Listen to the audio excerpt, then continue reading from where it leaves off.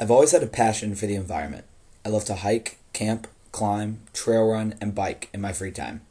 And throughout most of my life, I've felt a drive to make the planet more sustainable and protect the environment in which I so often play. However, I had had no experience in environmental conservation, and I wanted to make sure that I was making the right decision in devoting my life to this cause. So, I decided to spend my summer doing hard labor on a couple of permaculture farms in the far north of New Zealand. Bill Mollison defined permaculture as a type of farming in which biodiversity is promoted, not simply biomass. This type of farming allows a land system to perform its own functions whenever possible, instead of human management performing them, even when this is slower or lower yielding in the short term. Because of these slower and lower yields, permaculture farmers must be somewhat creative in their methods in order to keep up with traditional farming. Never before have I been pushed further outside of my comfort zone. I was traveling to a new country where I knew no one, to work and learn on a farm when I knew absolutely nothing about farming. I worked every day, completely immersing myself in the rural lifestyle. On a typical day, I would be doing everything from feeding the animals, strip picking the avocado orchard, collecting fresh laid eggs, planting garlic, cutting and cleaning the sheep's nails, or sowing tamarillo seed. And in reward for each hard day's work, there was always great, farm-fresh, and organic food. On average, about 75 to 90% of what we placed on the kitchen table was actually produced on our farm. I worked hard and asked probably too many questions. I noticed myself asking, where does it come from, all too often, making me very conscious of the supply chains of my life, where all the food, materials, and energy I was using were coming from. I wanted to understand the origin of every item that I used and the impact caused by the production of each of those items. Unfortunately, I think that's something that's so incredibly lost in many developed countries today, especially in urban settings. This perceived connection between products yielded from the earth and products that appear in one's own household. The indigenous of New Zealand, the Maori, on the other hand, have not lost this connection.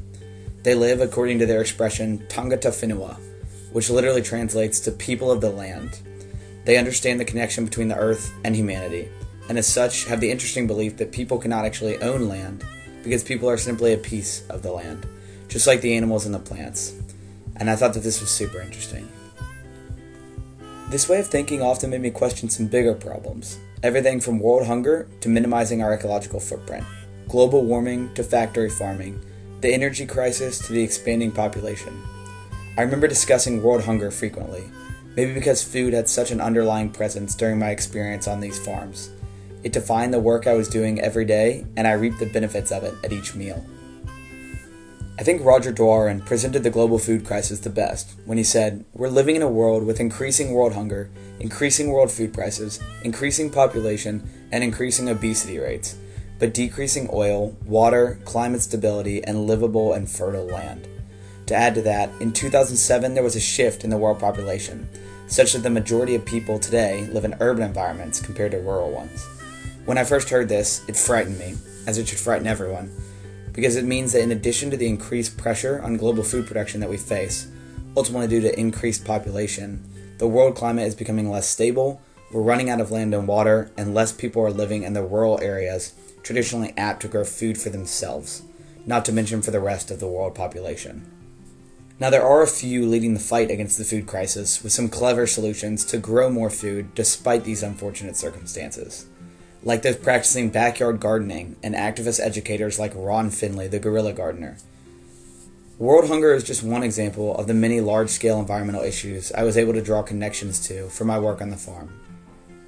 But along with these conversations I had regarding environmental issues, my overall perspective developed just as much simply from working the land and living a rural lifestyle.